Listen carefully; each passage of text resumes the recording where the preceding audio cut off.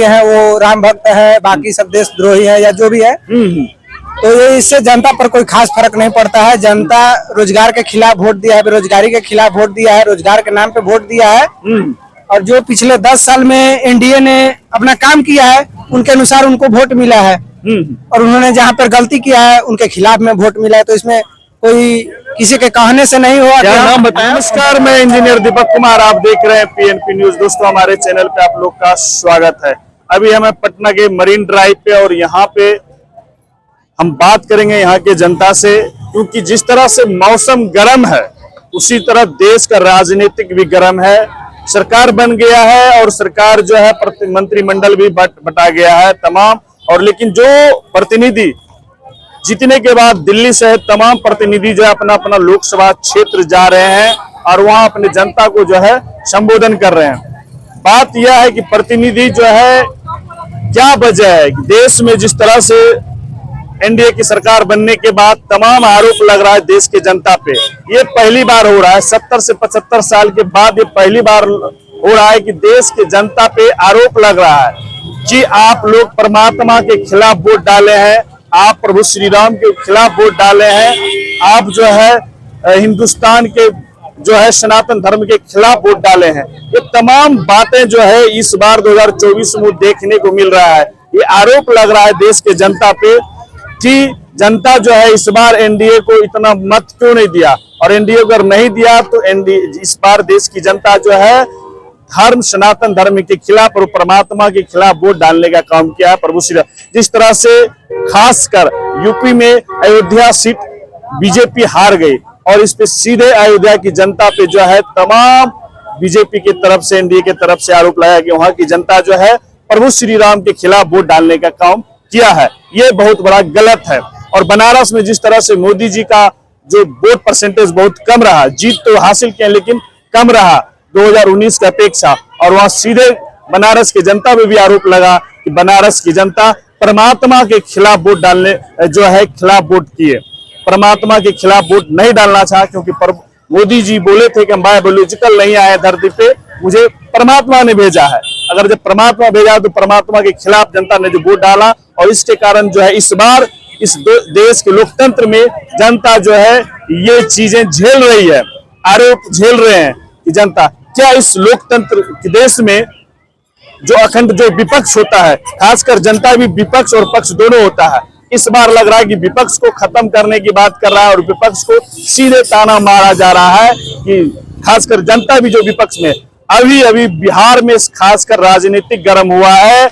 और बिहार में एनडीए गठबंधन के ही जो है प्रतिनिधि सांसद सीतामढ़ी के जो देवेश चंद्र ठाकुर ने सीधे खुलेआम बोला कि जो जनता मुझे जिस जाति का जनता मुझे वोट नहीं दिया है हम उसका कार्य नहीं करेंगे। तो क्या ये इस लोकतंत्र में अगर विपक्ष जनता अगर किसी सांसद को या किसी प्रतिनिधि को वोट नहीं डालेगा तो क्या वो प्रतिनिधि उस जनता का विकास कार्य नहीं करेगा? ये बहुत बड़ी बात है, ये निंदनीय बात है।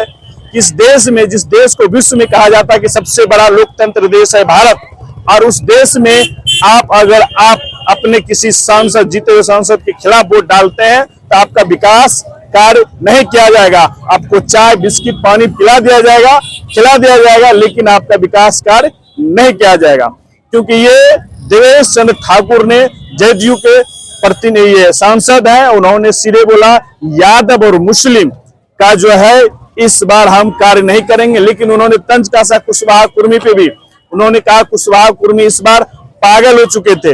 लालू प्रसाद यादव जिस तरह से कुशवाहा को जो है 7 सीट दिया, जिसके कारण कुशवाहा समाज भी इस बार वोट जो है एनडीए को नहीं के बराबर दिया है। ये गलत है, कुशवाहा समाज को भी समझना चाहिए। ये तमाम बातें क्यों हो रहा है देश में, ये एक गर्म है। आज अभी के टाइम में टेम्परेचर आप देख रहे हैं 42, 45, 47, 48 जा रहा है। और देश में राजनीतिक और खासकर बिहार में एक प्रतिनिधि है, उन्होंने बोला जो जाति मुझे वोट नहीं दिया है उसका हम विकास नहीं करेंगे। हम तो भाई डिफरेंस के आदमी, हम इस पर कुछ विचार नहीं दे सकते। कुछ नहीं दे सकते हैं। अच्छा, एक बोल तो सकते हैं ना, क्या ये लोकतंत्र में होना चाहिए? नहीं होना पक्ष तो नहीं विपक्ष तो होना ही चाहिए। हाँ, होना तो चाहिए। क्या अगर विपक्ष अगर नहीं वोट दिया, विपक्ष जनता, तो क्या उसका विकास नहीं होना चाहिए? क्यों नहीं होना चाहिए? विकास तो सबका होना चाहिए। सबका होना चाहिए। हाँ, विकास। तो ये है डिफेंस में भैया, क्या नाम बताए? तेज नारायण सिंह। तेज नारायण जी। इनका कहना नहीं, लोकतंत्र में होना चाहिए और तमाम सभी का विकास होना है, क्योंकि पक्ष और विपक्ष भी होना चाहिए। तो ये है पटना मरीन ड्राइव। बहुत लोग हैं बोलना नहीं चाहते हैं, क्या कारण है ये हम बता नहीं सकते हैं, लेकिन ये चीजें थी। गर्म है तो राजनीतिक भी गर्म है, ये बात करते। क्या नाम है भाई? ओम प्रकाश कुमार नाम हुआ। ओम प्रकाश जी, देश में और पूरी धरती में भी टेम्परेचर गर्म है और भारत देश में राजनीतिक भी गर्म है। हाँ हाँ बिल्कुल। क्यों गर्म है? सरकार बन चुका है केंद्र में, लेकिन केंद्र का में जो सरकार सत्ता में आई है, उनके लोग, देश के जनता जो विपक्ष को वोट दिया उसके खिलाफ तंज कसा जा रहा है। ये ये सही है? सिर्फ एनडीए का पर्सनल कमिटमेंट है कि जो हमारे ओम प्रकाश जी बहुत बड़ी बात बोले आप लोग, यही मैं सुनना चाह रहा था। ये बहुत बड़ी बात ओम प्रकाश जी ने बोलने का काम किया कि जहां काम किया वहां मिला वोट, जहां नहीं काम किया वहां जनता ने एनडीए को नकारने का काम। यहाँ तक कि देख सकते हैं कि विपक्ष में पूर्णिया में देखिए पप्पू यादव खड़ा थे, उनके विपक्ष में भी खड़ा थे और एनडीए के भी वहाँ कैंडिडेट थे, लेकिन वहाँ की जनता ने निर्दलीय पप्पू यादव को जिताया। इसके पीछे रीजन क्या हो सकता है कि वहाँ पर पप्पू यादव ने कुछ कार्य किया है। ऐसा नहीं वहाँ की, चलिए कुछ जनता को मान ले कि जाति के आधार पे वोट दे, लेकिन सारी जनता तो ऐसी नहीं कि जाति के आधार पे वोट दे। यहाँ तक कि छोड़िए अयोध्या की जो बात हो रही है, कहते हैं राम भक्त है, वहाँ के लोग अंधभक्त नहीं है, राम भक्त है। उन लोग काम पे वोट देना जानते हैं, शिक्षित लोग हैं। बिहार की बात छोड़िए, केरल में आज तक भी कभी बीजेपी की सरकार नहीं बनी, चाहे राजस्थान देख लिए हर 5 साल पे चेंज कर। इसके पीछे ये नहीं है कि धर्म है या जाति है, वहाँ के लोग के पास नॉलेज है, इतना वो सक्षम है कि हर 5 साल पे सरकार चेंज करते हैं। जो अच्छा नहीं है उसको चेंज करना बहुत जरूरी है। और अभी बिहार में तो बेरोजगारी, जिस तरह से गर्मी बढ़ा है उस तरह से बेरोजगारी बढ़ा है। बेरोजगारी बढ़ा है। दिवेश चंद्र ठाकुर जदयू का सांसद है, एनडीए का सांसद है, उन्होंने सीतामढ़ी में खुलेआम बोला, मैं यादव और मुसलमान का कोई विकास कार्य नहीं करूंगा, और उस पे कुशवाहा पे भी तंज कसा कि कुशवाहा समाज भी वोट नहीं देना। ये क्या लोकतंत्र में ये होना चाहिए? ये बिल्कुल नहीं लोकतंत्र में होना चाहिए। लेकिन अब क्या कीजिएगा, जिसका सरकार बन रहा है अगर उनके खिलाफ में बोलते हैं तो आपको या तो जेल भी भेज दिया जाता है, या तो आपको शामिल करने के लिए किसी तरह का षड्यंत्र रचा जाता है, या ये आप मेरे में शामिल हो जाइए नहीं तो आपके घर ईडी जाएगा, या किसी तरह के दोष में आपको ठहरा कर जेल भेज दिया जाएगा। तो ये देश में बिल्कुल नहीं होना चाहिए। लेकिन हाँ, इस बार बहुत बढ़िया रिजल्ट हुआ है कि जिस तरह से अपने एनडीए मनमाना कार्य करना चाहती थी उस तरह से इस बार नहीं होने वाला है। इसीलिए तो तंज कसा जा रहा है देश के जनता पे कि आप लोग प्रभु परमात्मा और प्रभु श्री राम के खिलाफ वोट डाल दिए, विपक्ष को ज्यादा वोट देने। तो ये उन लोगों का मानना है, अगर ऐसा हुआ तो ये देश जो है लोकतंत्र का देश है। यहाँ पर सरकार जिस तरह से जनता बनाना जानती है उस तरह से उखाड़ कर फेंकना भी जानते हैं। नीट में बहुत बड़ी बात बोले कि सरकार अगर बनाना जानता है तो सरकार को उखाड़ना भी जानता है। ओम प्रकाश जी ने बोले, क्या बोले? नीट पे भी जो धांधली हुआ उस पे आखिर ठीक है, गलत को सुधारा जा सकता है, लेकिन गलती कहाँ हुआ ये अभी तक कहीं पर मालूम नहीं चला कि गलती किया किसने है। और शिक्षा मंत्री हंस भी रहा है, शिक्षा मंत्री हंस नहीं रहा है। वही तो बात है यहाँ पे कि ठीक है गलती की है। अभी देखिए बिहार पुलिस का एग्जाम करीब हो गया, कैंसिल हुए 6-7 महीना से बेसी हो गया, अभी तक उसका एग्जाम नहीं। एक डेट दिया जा रहा है, फिक्स डेट नहीं दिया जा रहा है, एक डेट दिया जा रहा है कि उस एग्जाम तक लगभग लिया जाएगा, लेकिन अभी तक कोई सुनवाई नहीं है। रेलवे में भी वही स्थिति है। एनटीपीसी में रेलवे में 3 लाख बहाली खाली है, सीट खाली है, लेकिन बहाली कितना आता है? 5,000 9,000। तो इससे जनता नहीं बल्कि मतलब इस बार ओम प्रकाश जी कौन सा मुद्दा हावी रहा? हमें लग रहा है कि इससे राम मंदिर और 370 मुद्दा पे हावी पड़ गया, ये रोजगार। हाँ बिल्कुल। और ये संविधान। हाँ संविधान, रोजगार, और उन्हीं के लोग कहे थे कि इसे आरक्षण को हटाने की बात कर रहे हैं। ये संविधान पे जो तो हम बता रहे हैं आरक्षण हटाने की। आज से शुरू से जब से मतलब हमारा देश कुछ लेवल तक आया, शिक्षित लेवल तक, हम लोग देखे कि शुरू से आज तक जो बड़े जाति के लोग हैं उनके सामने हम कभी बैठते नहीं थे।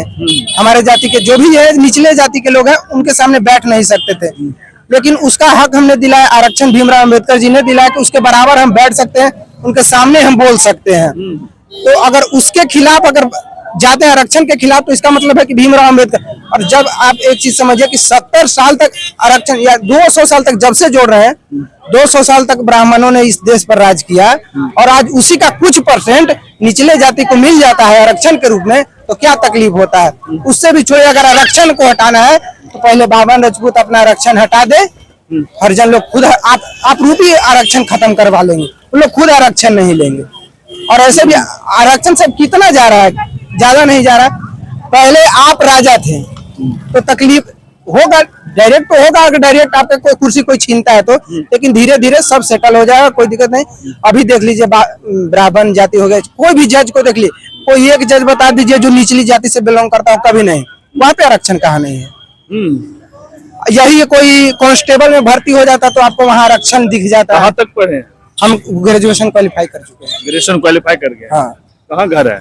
औरंगाबाद जिला घर हुआ। औरंगाबाद जिला। यहाँ हाँ। कहाँ रह रहे हैं? पटना बाजार समिति। तो ये ओम प्रकाश ग्रेजुएट लड़का है और बहुत ही मस्त बोला भाई, मैं गदगद हो गया। ये लोकतंत्र का जो है देश है और इस देश में जिस तरह से डॉक्टर भीमराव अंबेडकर जी ने आरक्षण लाने का काम किया, ये आरक्षण इसलिए दिया गया कि जो निचले पायदान पे थे उसे जो है बराबरी में लाने का जो बात क्या, शिक्षा हो, स्वास्थ्य हो या उसके उन्नति का बात हो, तमाम बातें हैं। और लेकिन बात यह है कि अभी 2024 लोकसभा चुनाव खत्म हुआ, सरकार बन गया, लेकिन तब भी एनडीए क्यों बेचैन है, बीजेपी क्यों बेचैन है? क्योंकि उन्हें लग रहा है कि जनता ने नकारा, जनता ने जिस तरह से नकारा है, वो नकारे के कारण जो है देश की जनता को सीधा एनडीए और बीजेपी जो है बदनाम करने की बात कर रहा है कि ये लोग देश और परमात्मा के खिलाफ वोट डालने हैं। क्योंकि आज जो कल आपने सुना होगा जो है देवेश चंद्र ठाकुर ने जिस तरह से बयान दिया, मैं इस जाति का जो है विकास कार्य नहीं करूंगा, तो ये चीज से देखने को आपको मिलता है। जिस तरह से अयोध्या पे भी आरोप लगाने का काम किया, बनारसी पे भी आरोप कर, बीजेपी अगर मानता है कि जो राम के लिए खड़ा हो रहा है या मेरे को वोट दे रहा है वो राम भक्त है, तो अमित शाह के बेटा जो जय शाह है उनको क्रिकेट बोर्ड से हटा के हिंदू जो आरएसएस है उनका अध्यक्ष बनाइए ना, आन के वो भी जनता के साथ लड़े कि हाँ हम राम मंदिर के लिए लड़ रहे हैं। तो वो अपने बेटे को अगर तकलीफ होता है, अपने बेटे को अगर कैरियर हो तो बेटा चलो बेटा तुम विदेश जाओ, तुमको कैरियर बनाना है। वही अगर गरीब का बेटा पढ़ता है तो उसको ये कहा कि तुम राम हिंदू खतरा में है, हिंदू खतरा में, तुम पढ़ो लिखो नहीं, चलो हिंदू के रैली में चलो। क्या कोई नेता ऐसा है जो सामने आया हो, हिंदू के नेता सामने आया हो और हिंदू के लिए लड़ा हो? नहीं लड़ा हो। और वैसे भी शिक्षा शेरनी का दूध होता है, हम भी मानते हैं। अगर हम पढ़ लिख लेंगे, आज अपने जहाँ भी रकबा है मेरा, अगर वहाँ पर बड़ा अफसर बन जाएंगे तो कोई भी हिंदू हो या मुस्लिम हो मेरे सामने आएगा, मेरे घर पे आएगा, खाना खाएगा, मेरे खिलाफ कुछ नहीं कर सकता है अगर हम खुद से शक्तिशाली हो गए तो।